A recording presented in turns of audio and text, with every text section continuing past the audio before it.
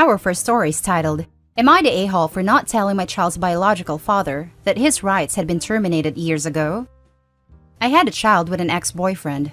He left me, declared he had changed his mind about being a parent, and ghosted.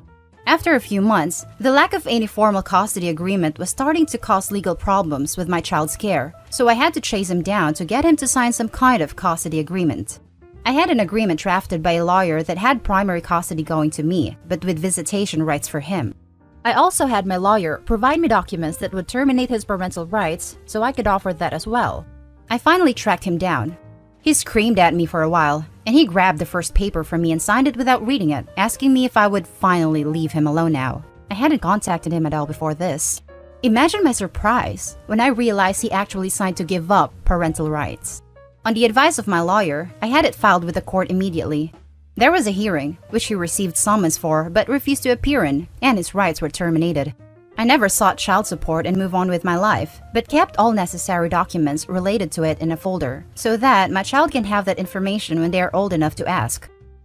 Years passed. I have never been opposed to having him be a part of my child's life if he contacted me, but the safety and security of my child, both legally and emotionally, is my top priority, and I'm glad I can provide that.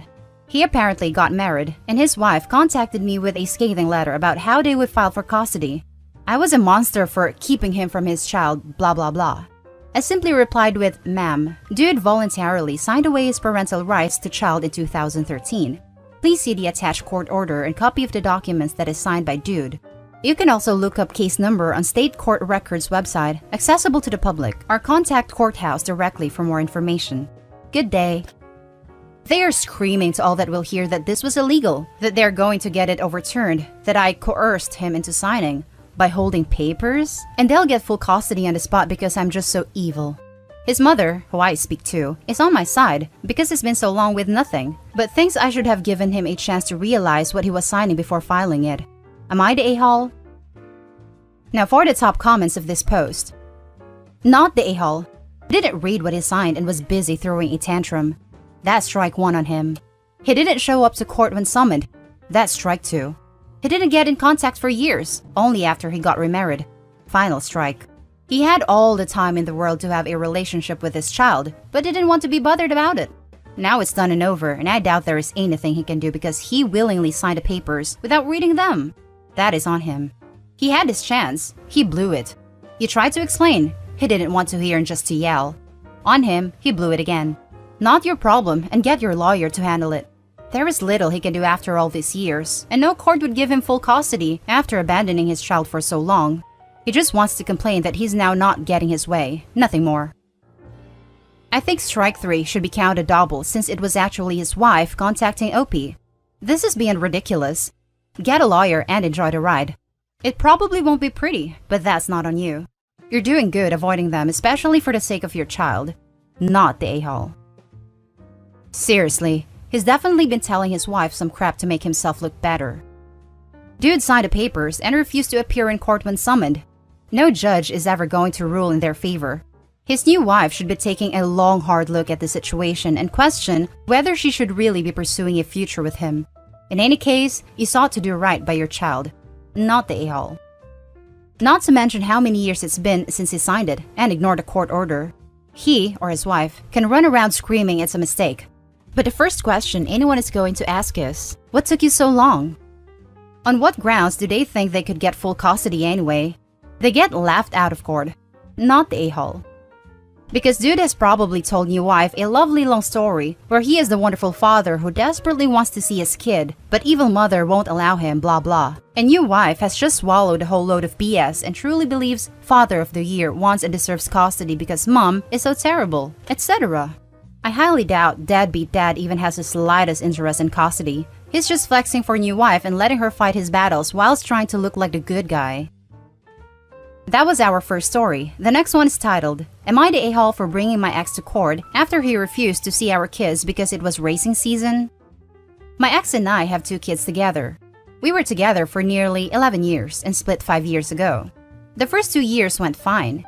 He saw the kids every other weekend and checked up on them often. 3 years ago, however, he started dating a girl from the racetrack who happens to race every Thursday and Saturday night. This instantly got him into the gig. During that time, his every other weekend visits were put on hold and he stopped seeing the kids altogether during the raising months. Usually 3 to 5 months at a time, depending on whether and if he could raise or not, simply because he and his girlfriend both raised on different days. As I said, she is Thursday and Saturday, he is Wednesday and Friday. Not once has he asked if I could bring the kids to his races. He has also stopped paying child support because all their extra cash goes to fixing up their race cars after races, which apparently becomes over the top expensive. I didn't say anything up until a year ago. I told him I was done making excuses for him and that if he didn't start putting the kids as his top priority, I would be taking him to court. After that, he blocked me off of everything and didn't see them until almost a month ago, for the first time in a year. And that was only because we happened to be visiting my cousin and he showed up. He filled the kids' heads with, "I've missed you so much. I'm going to start my visit up again, blah blah." Then he went no contact again and has made 0 attempts. So, the courthouse just opened, and as soon as it did, I went down and filed paperwork for full custody, child support, and visitation. When we first split up, I told him I would not do this, so I went back on my word. I get a nasty phone call from my ex-mother-in-law, stating that I was money hungry, and that I was trying to stress her precious son out and make him feel bad for having an actual hobby, unlike myself. Yes, she said I have no hobbies. Pretty hard when I'm a single mom of 2, who works 2 jobs just to keep a roof over my babies' heads. He also has been posting on social media saying, "Which kept my kids from me, and now wants child support for a failed relationship?" Laughing my freaking ass off. Go figure. I never kept the kids from him. I have loads of texts sent asking him to take them with no response. I think it's justified what I did, but now I'm worried about how it is going to affect my kids, because it's obvious that forcing him to take kids he doesn't want may not be the best option. Am I the a-hole? Now for the top comments. Be sure to take a screenshot of any derogatory social media posts about you. It will be useful in your custody hearing. Not the a-hole. Use the one from the mother-in-law too. She's admitting he has money and spend it on racing, knowingly denying his kids child support. Not the a-hole, and be sure to capture all of those screenshots for your attorney. I'm so sorry for you and your 2 kids. Not the a-hole. Yes, add liable to the complaint. Not the a-hole. He hasn't been paying child support, provable. He hasn't been taking the kids during his time, likely provable, but hard to attribute blame. He's not fulfilling his obligations, so you are absolutely right to take him to court. Ignore his social media. It doesn't matter. Ignore his mother. She isn't there making him take the kids. It's all about your kids and their well-being. Now for the last story, am I the a-hole for telling my wife we shouldn't have any more kids? My wife and I have been married 6 years, and we have a 2-year-old daughter. My wife adores kids and wanted at least 3. I talked her down from 5. I work, she's a stay-at-home mom. We started trying for a baby a little over a year into marriage. There were 2 miscarriages before our daughter. My wife had HG during about half of her pregnancy and developed preeclampsia at 24 weeks.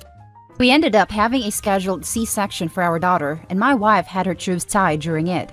I really can't understate how bad this pregnancy was for my wife. Our daughter ended up in the NICU for 6 weeks after birth. She's a healthy toddler now, but goddamn was that the worst experience of my life. I was fine with having just 1 daughter, but my wife has been dropping hints about more kids. Nothing explicit, but she's been cooing over baby stuff and has mentioned, "Oh, I miss when daughter was that little." She approached me this week and said her sister would agree to be our surrogate. This is the first time she ever mentioned surrogacy to me. My wife said it was the dream solution to more kids.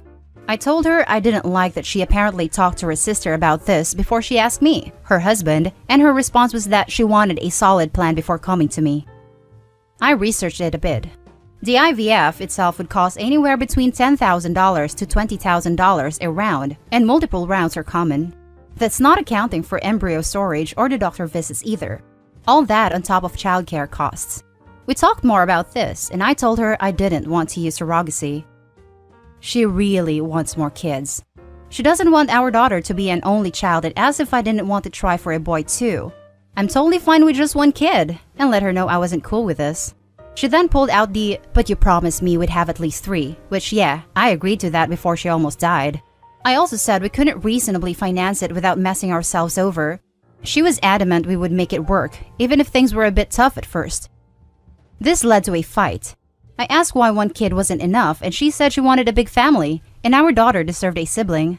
I, an only child by the way, told her it's not the end of the world to be without siblings. She got snippy and said, well, look how well that turned out for you. I told her we didn't need any more kids, and if she was going to act like a child, we definitely shouldn't have any more. I've been in the doghouse for like 2 days now. She's upset, and anytime the situation is brought up, it just seems to get worse. She seems to think I'm enjoying crapping on her plans for a family, and has told me she didn't know she married a liar. I really don't know if I'm the bad guy here. We have one healthy, adorable little girl and a good life. Putting ourselves in financial ruin just for more kids seems like the worst idea. I know we agreed to something else when we married, but things changed. Now let's read the judgment for this one. Not the a-hole. You have the right ideas, man. Too many people have kids they can't afford or ruin their financial situation. Would she consider getting a job? That might help with a financial situation. That's a question I had too. Also, would she consider adoption? That depends on where you are and how you want to do it. The cheapest way isn't the us, is to foster kids from the system who either don't have living relatives who can care for them or whose parents are in the process of being stripped of their rights.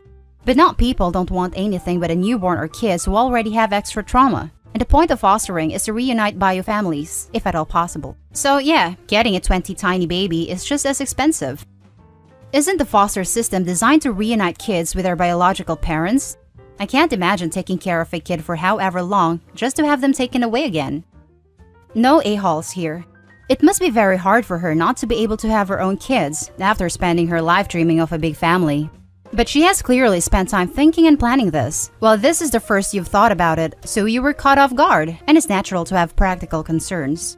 Couples counseling and financial counseling might be really beneficial for you two to sort through your feelings and plans on this. I think she is an a-hole for talking to her sister about being a surrogate before even talking to her husband. OP is absolutely in his right to not want to be in financial risky situation. Not the a-hole. You are allowed to change your mind and you shouldn't have kids if you don't want to. But I don't think she's the a-hole either, even if she leaves. She married you believing you both wanted 3 kids, and now things have changed. And those are the stories for this video, folks. Share your thoughts in the comment section below. And if you enjoyed the content, hit like and subscribe and turn on the notification bell to get updated on the latest videos. I'll catch you in the next one. Stay safe.